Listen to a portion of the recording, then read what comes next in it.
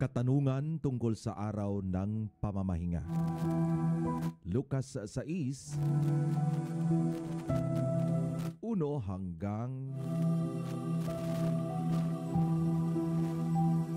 49. Isang araw ng pamamahinga. Nagdaraan sina Jesus sa isang triguhan. Ang kanyang mga alagad ay pumitas ng mga trigo, kinuskos sa kanilang mga kamay at kanila itong kinain. Bakit kayo gumagawa ng ipinagbabawal ng kautusan sa araw ng pamamahinga? Tanong ng ilang Pariseo. Sinagot sila ni Jesus, "Hindi ba ninyo nabasa ang ginawa ni David nang minsang magutom sila ng kaniyang mga kasama? Di ba't pumasok sila sa bahay ng Diyos at kumain ng tinapay na handog, na bawal kainin nino man, maliban sa mga parira lamang? Binigyan pa niya ang kanyang mga kasama. At sinabi pa ni Jesus, ang anak ng tao ay Panginoon ng araw ng pamamahinga."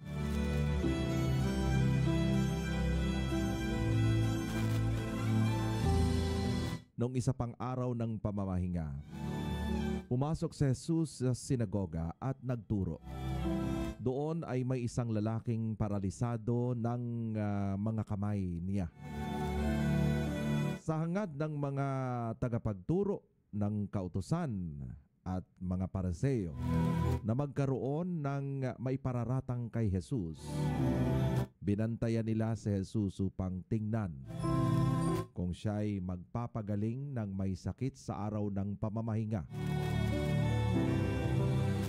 Subalit alam ni Jesus ang kanilang iniisip, kaya't sinabi niya sa lalaking paralisado ang kamay, "Halika, tumayo ka rito." Lumapit ang lalaki at tumayo nga roon. Pagkatapos sinabi ni Jesus sa tagapagturo ng kautusan at mga Pariseo, "Tatanungin ko kayo, alin ba ang naayon sa kautusan? Ang gumawa ng mabuti o gumawa ng masama sa araw ng pamamahinga?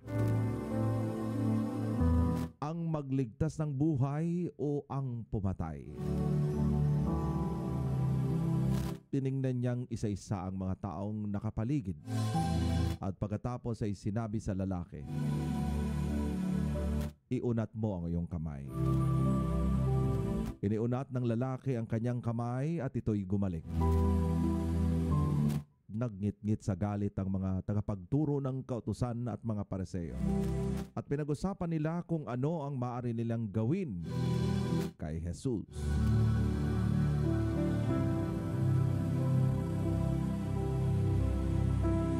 Nang panahong iyon, umakyat si Jesus sa isang bundok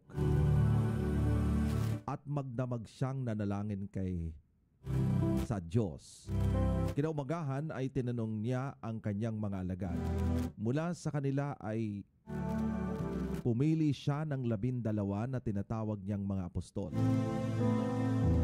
Sila ay sina Simon na pinangalanan niyang Pedro, si Andres na kapatid nito, sina Santiago, Juan, Felipe, Bartolome, Mateo, Tomas, Santiago na anak ni Alfeo, si Simon na makabayan at si Judas na anak ni Santiago, at si Judas Iscariote na naging taksil. Pagbaba ni Jesus kasama ang mga apostol, nadatnan nila sa isang patag na lugar ang marami sa kanyang mga alagad, kasama ang napakaraming taong buhat pa sa Judea, Jerusalem at mga bayan sa baybaying dagat ng Tiro at Sidon. Pumaroon sila upang makinig at napagaling sa kanilang mga karamdaman. Pinagaling nga sila ni Jesus, pati na rin ang mga pinahirapan ng mga masamang espiritu. Sinisikap ng lahat ng may sakit na makahawak man lang sa Kanya, sapagkat may kapangyarihang nanggagaling sa Kanya na nagpapagaling sa lahat. Ang pinagpala at ang kahabag-habag. Tumingin si Jesus sa mga alagad at sinabi, "Pinagpala kayong mga dukha, sapagkat sa inyo ang kaharian ng Diyos. Pinagpala kayong mga nagugutom ngayon, sapagkat kayo'y bubusugin. Pinagpala kayong mga tumatangis ngayon, sapagkat kayo'y magsisitawa. Pinagpala kayo kung dahil sa inyong pagsunod sa Anak ng Tao ay kinapopotan kayo at pinagtatabuyan at nilalait ng mga tao at pinararatangang kayo ay masama. Magala kayo at lumukso sa tuwa kung gayon ang mangyari sa inyo, sapagkat malaki ang inyong gantimpala sa langit. Gayon din ang ginawa ng kanilang mga ninuno sa mga propeta. Ngunit habang ang mga ito ay nangyayari, kahabag-habag kayong mga mayayaman ngayon, sapagkat natamasa ninyo ang kaginhawaan. Kahabag-habag kayong mga busog ngayon, sapagkat kayo'y magugutom. Kahabag-habag kayong mga tumatawa ngayon, sapagkat kayo'y magdadalamhati at magsisitangis. Kahabag-habag kayo kung kayo'y pinupuri ng tao, sapagkat gayon din ang ginagawa ng kanilang mga ninuno sa mga huwad na propeta.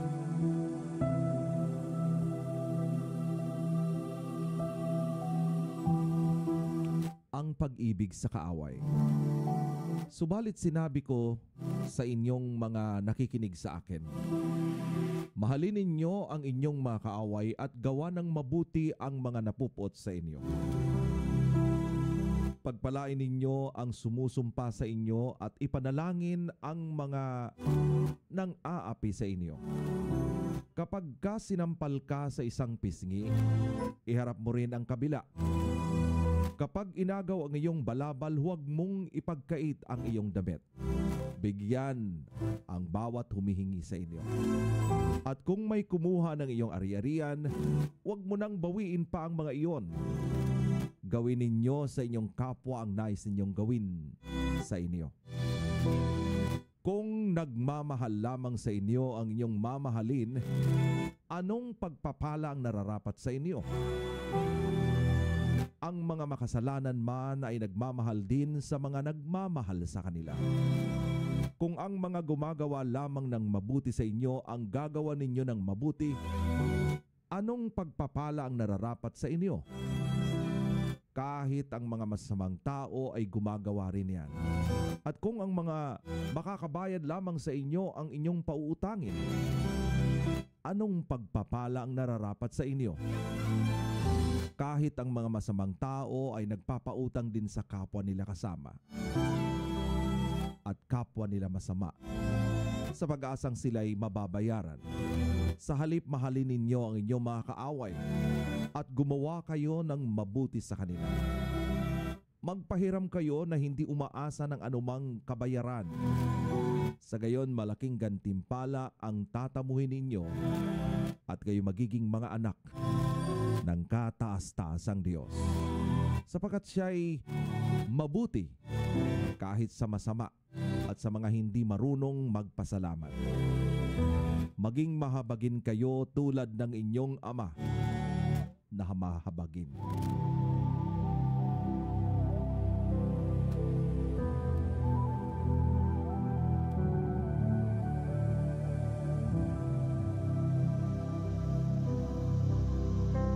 Ang paghatol sa kapwa. Huwag kayong humatol at hindi kayo hahatulan. Huwag kayong magparusa at hindi kayo parurusahan. Magpatawad kayo at kayo patatawarin. Magbigay kayo at kayo bibigyan din. hustong takal, siksik, liglig at umaapaw pa ang ibibigay sa inyo. Sapagkat ang panukat na ginagamit ninyo sa iba ay siya ring gagamiting panukat sa inyo. Tinanong sila ni Jesus ng patalinghaga, maaring kaya'y mag-akay ng isang bulag ang kapwa niya bulag? Pareho silang mahuhulog sa hukay kapag ginawa nila ang mga iyon. Walang alagad na nakakahigit sa kanyang guro, ngunit matapos maturo ang lubos, ang alagad ay makakatulad ng kanyang guro. Bakit mo pinapansin ang puwing ng iyong kapatid, ngunit hindi mo pinapansin ang troso sa iyong mata? Paano mo masasabi sa iyong kapatid, kapatid, hayaan mong alisin ko ang iyong puwing, gaya hindi mo nakikita ang trosong nasa iyong mata? Mapagkunwari. Alisin mo muna ang troso sa iyong mata nang makakita kang mabuti. Sa gayon maaalis mo na ang puwing ng iyong kapatid.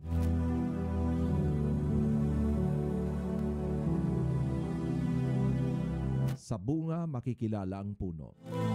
Walang mabuting punong kahoy na namumunga ng masama, at wala ring masamang puno na namumunga ng mabuti.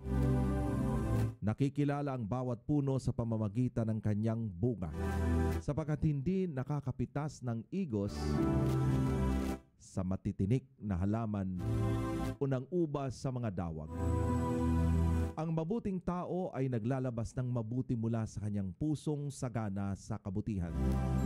Samantalang ang masamang tao ay naglalabas ng masama mula sa kanyang pusong puno ng kasamaan. Sapagkat kung ano ang nag-uumapaw sa puso ay siyang sinasabi ng labi. Ang dalawang uri ng taong nagtayo ng bahay. Bakit ninyo ako tinatawag na Panginoon, Panginoon, gayong hindi naman ninyo tinutupad ang sinasabi ko? Sasabihin ko sa inyo kung ano ang katulad ng taong lumalapit sa akin. Nakikinig sa akin ng mga salita at nagsasagawa ng mga ito. Siya ay katulad ng isang taong humukay ng malalim at nagtayo ng bahay sa pundasyon bato. Nang bumaha, bumugso ang tubig, hindi natinag ang bahay na itinayo, sapagkat matibay ang pagkakatayo nito. Ngunit ang nakikinig naman ng aking mga salita at hindi tumutupad nito ay katulad ng isang taong nagtayo ng bahay nang walang pundasyon. Nang bumaha at bumugso ang tubig sa bahay na iyon, kaagad itong bumagsak at lubusang nawasak.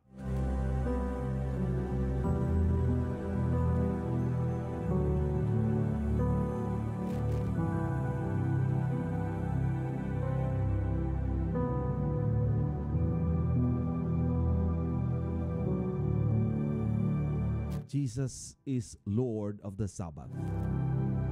Luke 6:1-49. One Sabbath, Jesus was going through the grain fields, and his disciples began to pick some heads of the grain, rub them in their hands, and eat the kernels. Some of the Pharisees asked, "Why are you doing what is unlawful on the Sabbath?" Jesus answered them, "Have you never read what David did when he and his companions were hungry? He entered the house of God, and taking the consecrated bread, he ate what is lawful only for the priest to eat. And he also gave some to his companions. Then Jesus said to them, The Son of Man is the Lord of the Sabbath." On other Sabbath he went into the synagogue and was teaching, and a man was there whose right hand was shivered. The Pharisees and teachers of the law were looking for a reason to accuse Jesus. So they watched him closely to see if he would heal on the Sabbath. But Jesus knew what they were thinking and said to them with a shivered hand, "Get up and stand in front of everyone." So he got up and stood there. Then Jesus said to them, "I ask you, which is lawful to the Sabbath? To do good or evil? To save life or to destroy it?" He looked around at them and said to all of them, "Stretch out your hand." He did so, and his man completely restored. But the Pharisees and the teachers of the law were furious and began to discuss with one another what they might do to Jesus. One of those days, Jesus went out to the mountainside to pray and spent the night praying to God. When morning came, he called his disciples and chose 12 of them, whom he also designated apostles.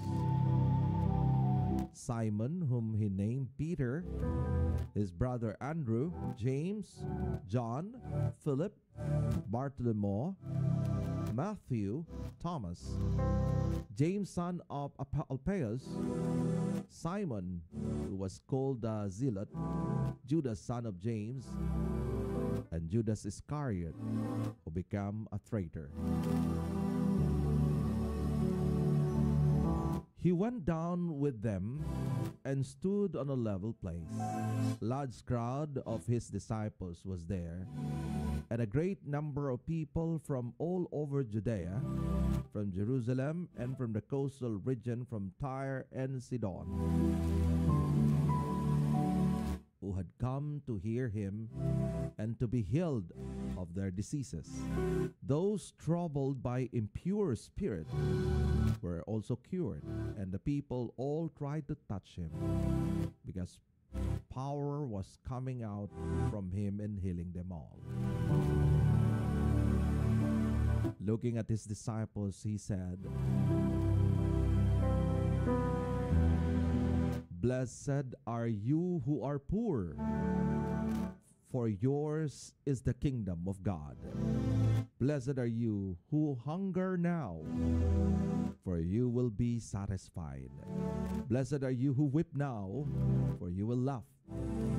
Blessed are you when people hate you, when they exclude you and insult you and reject you, your name as evil because of the Son of Man. Rejoice in that day and live for joy, because great is your reward in heaven. For that is how their ancestors treated the prophets. But woe to those who are rich, for you have already received your comfort. Woe to you who are well fed now, for you will be hungry. Woe to you who laugh now, for you will mourn and weep. Woe to you when everyone speaks well of you, for that is how their ancestors treated the false prophet. But to you who are listening, I say, love your enemies. Do good to those who hate you. Bless those who curse you. Pray for those who mistreat you. If someone slaps you on one cheek, turn to them the other also. If someone takes your coat, do not withhold your shirt from them too. Give to everyone who asks you, and if anyone takes what belongs to you, do not demand it back. Do to others as you would have done unto you. If you love those who love you, what credit is that for you? Even sinners love those who love them. And if you go to those who are good to you, what credits is that for you? Even sinners do that. And if you lend to those who you expect repayment, what credit is that for you? Even sinners lend to sinners, expecting to be repaid in full. But love your enemies.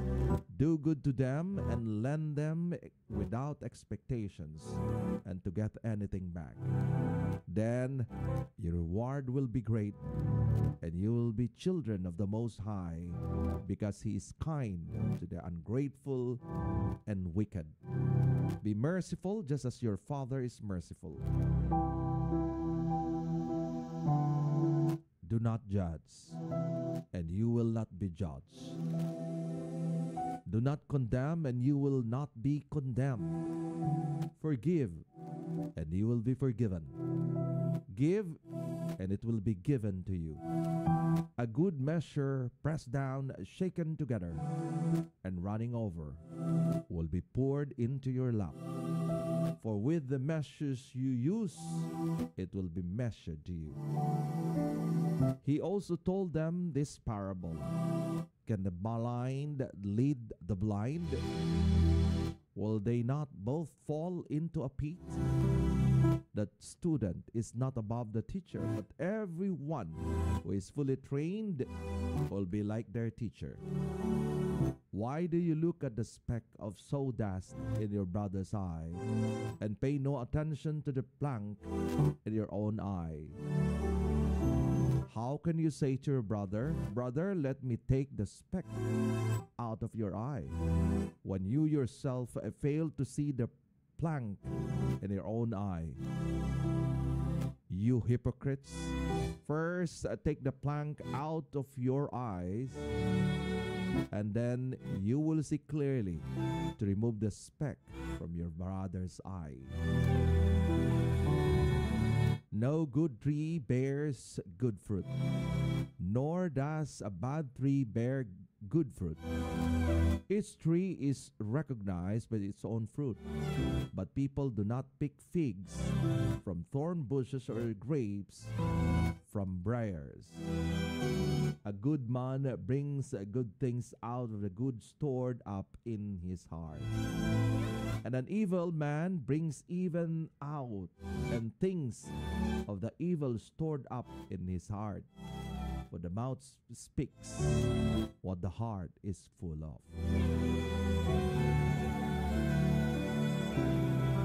Why do you call me Lord, Lord, and not do what I say? As for everyone who comes to me and hears my words and puts them into practice, I will show you what they are like. They're like a man building a house who dug down deep and laid the foundation on rock. When the flood came, the torrent struck that house but could not shake it, because it was well built. But the one who hears my words and does not put them into practice is like a man who built a house on the ground without foundation. The moment the torrent struck that house, it collapsed, and its destruction was complete.